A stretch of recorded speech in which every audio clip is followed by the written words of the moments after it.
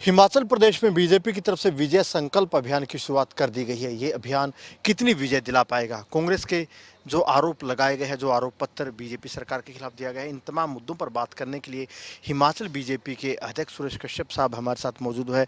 कश्यप साहब, सबसे पहला सवाल तो यही है, जो विजय संकल्प अभियान की आप लोगों ने शुरुआत की है, क्या ये अभियान आप लोगों को विजय दिला पाएगा? जो तमाम बड़ी लीडरशिप आज आई है, उससे जो चुनाव है बीजेपी का, कितना ऊपर उठेगा?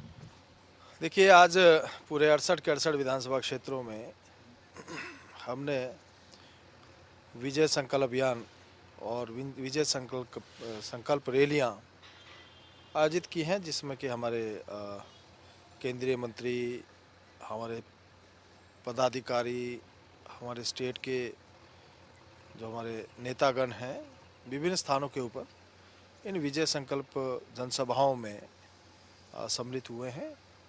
मैं समझता हूं कि ये प्रयास है कि 68 के 68 विधानसभा क्षेत्रों में एक साथ इस प्रकार का अभियान शुरुआत करके चुनाव को और ऊपर उठाया जाए, एक बूस्टअप मिले कार्यकर्ताओं को।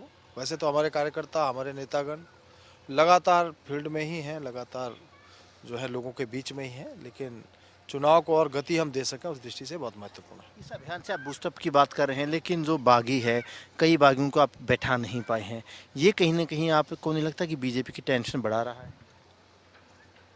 देखिए, कई कुछ स्थानों के ऊपर, वैसे ज़्यादातर स्थानों के ऊपर जो जिन्होंने नामांकन किया था उनको मना लिया गया है, लेकिन कुछ स्थानों के ऊपर भी अभी भी कुछ लोग खड़े हैं, लेकिन मैं नहीं समझता हूं कि किसी प्रकार का नुकसान होने वाला है।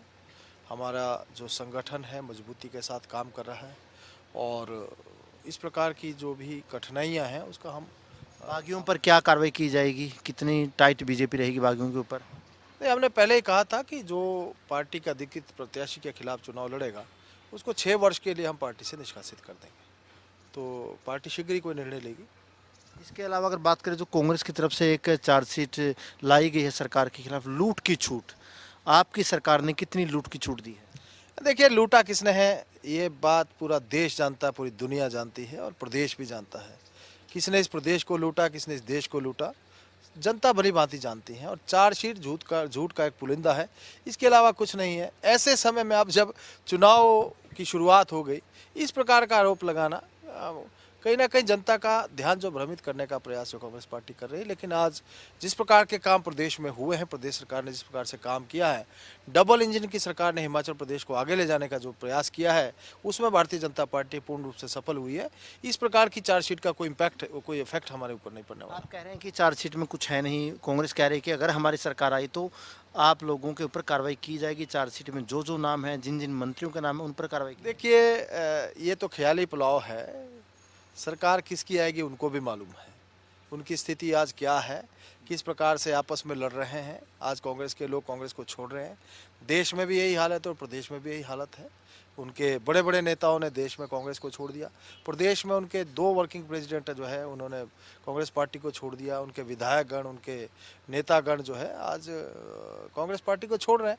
उनको पता है कि भविष्य कांग्रेस पार्टी का नहीं है, उनका भविष्य कांग्रेस पार्टी में नहीं है। और इसी का नतीजा ये 4 राज्यों के जो चुनाव हुए उसमें भी उन्होंने देख लिया कि आज उनकी स्थिति क्या है, उनका हश्र क्या होने वाला है। इसलिए मैं नहीं समझता हूँ कि किसी प्रकार की दिक्कत है। आप लोग कह रहे हैं कि डबल इंजन की सरकार, कांग्रेस कह रही है कि डबल इंजन नहीं है, ट्रबल इंजन है। इसके अलावा कांग्रेस ये भी कह रही है कि आप लोग मुख्यमंत्री जयराम के नाम पर वोट मांग नहीं सकते, आप लोग तो ये चुनाव भी प्रधानमंत्री के नाम पर लड़ रहे हैं। देखिए, हमारे लिए सौभाग्य की बात है कि आज दुनिया का सबसे लोकप्रिय नेता, हमारे देश के प्रधानमंत्री, हिमाचल प्रदेश को अपना दूसरा घर मांगते हैं। आज कांग्रेस के पास नेता नहीं है, नेताओं की कमी है। एक साइड कांग्रेस के नेता जो है भारत जोड़ो के ऊपर निकलते, दूसरी ओर इनके नेता कांग्रेस छोड़ो के ऊपर निकल जाते हैं। तो कांग्रेस की आज स्थिति क्या है? आज तक अगर हम हिमाचल प्रदेश की बात करें तो एक केवल प्रियंका गांधी जो है हिमाचल प्रदेश में, उनका भी ये कार्यक्रम आयोजित हो पाया। इसके अलावा इनका कोई बड़ा नेता आज तक हिमाचल प्रदेश की ओर उनका रुख नहीं हुआ।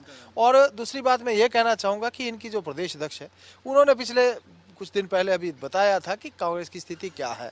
बड़े नेता इनकी बात को सुनते नहीं। उन्होंने स्वयं इस बात को स्वीकार करते हुए एक न्यूज़पेपर को इंटरव्यू दिया, उसमें उन्होंने कहा, स्पष्ट रूप से कहा कि राहुल और प्रियंका, सोनिया गांधी जी जो है हिमाचल प्रदेश में शेर सपाटे के लिए तो आते हैं, लेकिन किसी से मिलते नहीं, किसी की बात को सुनते नहीं। उन्होंने गुलाम नबी आज़ाद का उदाहरण भी दिया कि उन्होंने पार्टी को क्यों छोड़ा, और उन्होंने बड़ा कारण बता दिया कि आज किस लिए कांग्रेस पार्टी को इनके नेता छोड़ रहे हैं। तो स्वयं उन्होंने इस बात को स्वीकार किया कि कांग्रेस की स्थिति अच्छी नहीं है, वो चाहे हम केंद्र की बात करें या प्रदेश की बात करें। बीजेपी की बात कर लेते हुए आप लोगों का मैनिफेस्टो कब तक आएगा, कब तक आप लोग संकल्प पत्र लेकर आएंगे, क्या खास बात आपके मैनिफेस्टो में रह सकती है? देखिए, अभी तो क्योंकि संकल्प पत्र जो है घोषित नहीं हुआ है, लेकिन मैं समझता हूँ तमाम सारे मुद्दे हो, चाहे किसान हैं, बागवान हैं, हमारे कर्मचारी हैं, हमारे व्यापारी हैं, हमारे सभी मैं समझता हूँ पिछली बार भी हमने लगभग 60,000 लोगों की राय से संकल्प पत्र बनाया था।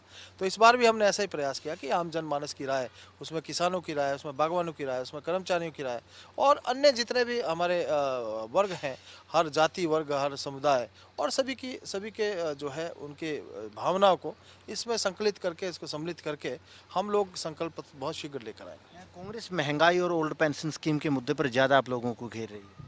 मैं पूछना चाहता हूं कांग्रेस पार्टी से कि ओल्ड पेंशन स्कीम को बंद किसने किया था, उसके लिए कौन जिम्मेदार है, किसकी सरकार थी जब उन्होंने पेंशन को बंद किया था?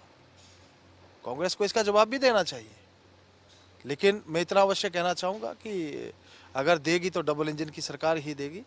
कांग्रेस में इतना दम नहीं है और मैं समझता हूँ वो केवल भ्रमित करने का प्रयास कर रहे हैं, केवल वोट बटोरने की राजनीति करने का प्रयास कर रहे हैं। अगर बात करें, सीएम साहब कह रहे हैं कि हम रिवाज बदलेंगे, सीएम साहब की भी अग्नि परीक्षा है और अग्नि परीक्षा आपकी भी है क्योंकि आप पार्टी के अध्यक्ष हैं, तो कितनी सीटों का टारगेट लेकर चल रहे हैं? देखिए, हम पिछली बार से ज़्यादा सीटें जीतेंगे। मैं कोई आंकड़ा आपके सामने नहीं रखना चाहूँगा, हम रिवाज बदलेंगे। इस बार भाजपा की सरकार को फिर से विराजमान करेंगे।